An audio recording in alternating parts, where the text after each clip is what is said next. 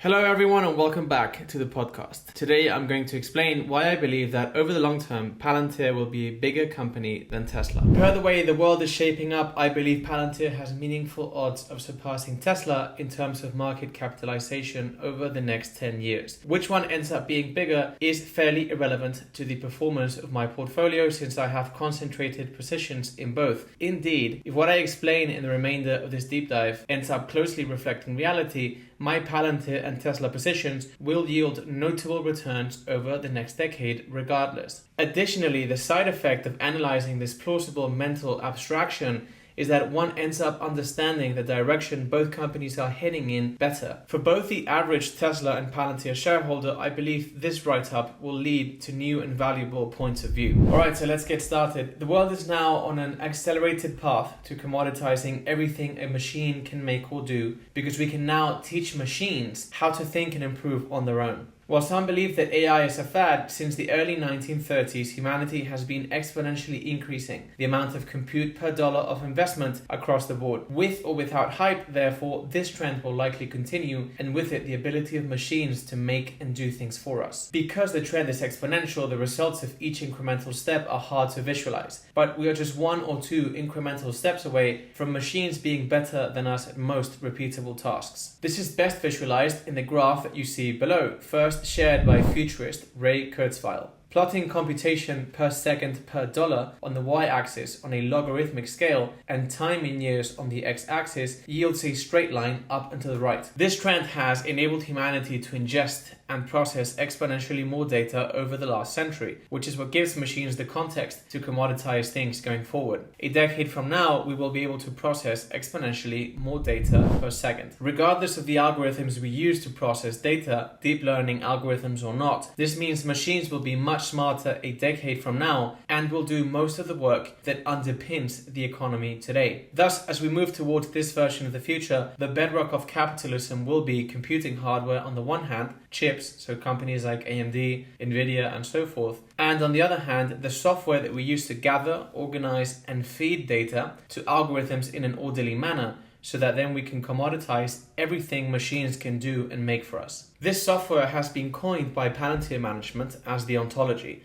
which is basically a digital copy of real life. At present, Palantir has no real competition, in my view, and as it continues to further productize its platform, which is basically what's enabling the company to print increasingly better financials, its ontology is set to permeate industry across the West. If Palantir does saturate Western industry and evolve to a winner-takes-all scenario, as I believe it will do, Palantir will become the default ontology and hence will be a foundational component of the economy and of capitalism by extension. On the other hand, Tesla is on a path to create a second internet of sorts, which instead of sending around emails and pictures and videos, sends autonomy tokens around the place. By iterating faster than any other organization on Earth on its AI, manufacturing, and energy curves, which you can see visualized in the graph below, Tesla is set to at some point over the next decade or two deliver autonomous robots that harvest their own energy and do things for us, as you can see in the graph below. This promises to evolve into a platform that abstracts away manual labor, unlocking some form of material abundance. This is paving the way for a scenario in which eventually anyone can plug into Tesla's network via an API and, assuming hardware is compatible, gift their machine of choice with autonomy. Since the economy is essentially the number of people times their productivity, this platform eliminates our ceiling of productive output. This effectively renders the Malthusian worldview obsolete and opens up a new chapter of economic history. So obviously, if Tesla does pull this off, it can evolve to be an extremely valuable company, perhaps orders of magnitude more valuable than it is today. But here's where we get into the important part when it comes to comparing Palantir's and Tesla's potential going forward. Most importantly, at a higher level of abstraction, what I've just been explaining regarding Tesla is an ontology for autonomy.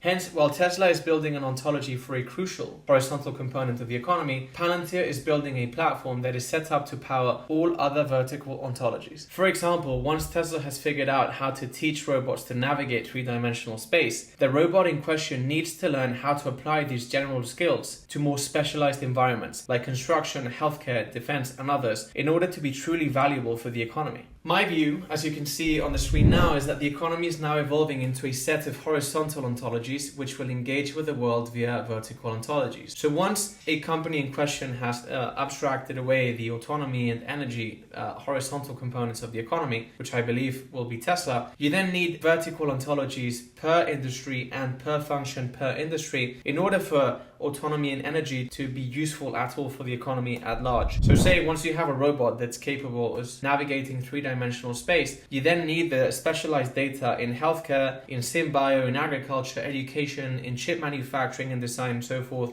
for that robot to be useful at all. Indeed, even when energy, transport and production are fully commoditized, perfecting vertical ontologies will be the next frontier. Incremental wealth will be created by those who own the best vertical ontologies, have the most and highest quality data, and are thus able to extract the highest return from the available horizontal ontologies. Vertical and horizontal ontologies are valuable on their own and will produce tremendous wealth separately.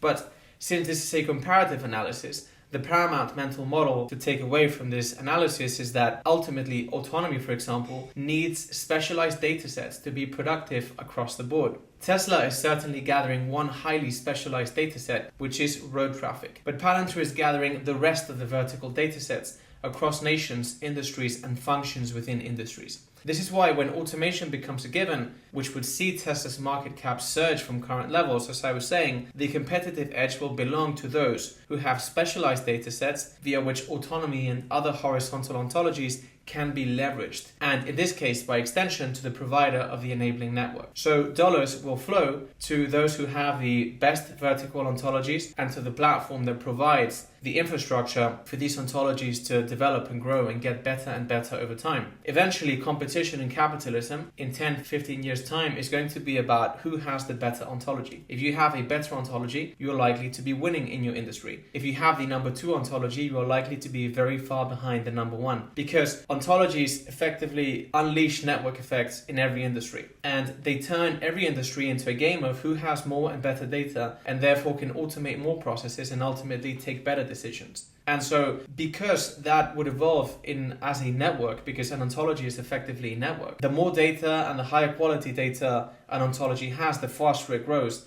and then the wider the gap between number 1 and number 2. This is why I think that although this seems like an impossible feat at present, and the thesis goes very much in hand with the current euphoric levels about Palantir and so forth, Palantir is likely to surpass Tesla in terms of market cap over the coming decade or so. And as I've explained, this comes down to understanding that the economy is basically boiling down into a set of vertical ontologies which will run on a set of horizontal ontologies, and the fact that the horizontal ones need the vertical ones in order to be truly productive and in order for end customers to be willing to pay for those horizontal ontologies. So thank you very much for joining me today. Until next time, and if you enjoyed this, please share it with one friend whom you think will enjoy it. These deep dives are for free, and so you sharing it, leaving comments, liking, leaving reviews in the case of Spotify helps way more than you know. So thank you very much and take care.